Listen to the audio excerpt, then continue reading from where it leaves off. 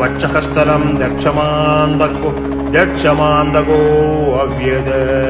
ममोदरं पातु गिरीन्द्राध्युना मद्यं ममाव्यान्मदानन्दकारी हेर्मपादादो मम पादो नाभिं पायात्कड्यं दुर्जडीश्वरो मे गुरुद्वयं पादु कबेरमित्रो जनद्वयं मे जगदीश्वरो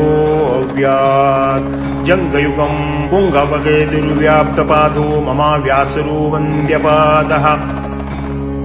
त्रिलोचनः पादो तृतीया मे वृषध्वजः पादो दीनान्द्यया मेषा पायानिषाधो शशिशेखरो मां गङ्गाधरो रक्षतु माम् गौरीवधीः पादो निशावसाने मृत्युञ्जयो रक्षतु सर्वकालम् अन्धःस्थितं रक्षतु शाङ्करो मां स्थाणुः सदा पादो बहिःस्थितं माम् तदान्तरे पादोपतिः पशूनां सदाशिवो रक्षतु मां समन्दात् तिष्ठान्तमव्यात् भुवनेकनाथः प्रमथादिनाथः वेदान्तवेद्यो अभूत्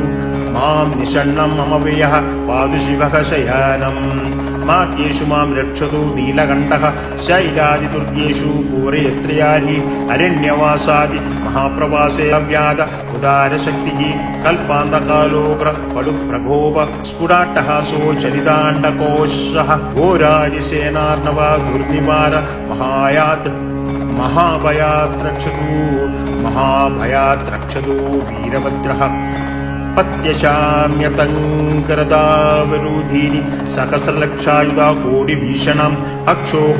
अक्षोहिणीनां शततमदायिनां छिन्द्यान्यडो घोरपुटार निहन्त्योदस्यनु प्रलयानरार्चिः ज्वलत्रिशूलं त्रिपुरान्तकस्य दुःस्वप्नाधुः शकुन दुर्गति दौर्मनस्य दुर्भिक्षा दुःसना दुःसहस्र दुर्यसांसि उत्पादताप विषभीति मसद्ग्रहारीदं व्याधिं च नाशयतु मे जगदामदीश्वः ॐ नमो भगवते सदाशिवाय सात्मकाय सर्वमन्त्रस्वरूपाय सर्वयन्त्राधिष्ठिताय सर्वतन्त्रस्वरूपाय सर्वतत्त्वविदूराय ब्रह्मरुद्रावतारिणे नीलकण्ठाय पार्वतीमनोहरप्रियाय सोमसूर्याग्निलोचनाय भस्मोधूलित विग्रहाय महामणि मकुटधारणाय माणिक्यभूषणाय सृष्टिस्थिति प्रलयकाल रौद्रावताराय दक्षधरध्वंसकाय महाकालभेदनाय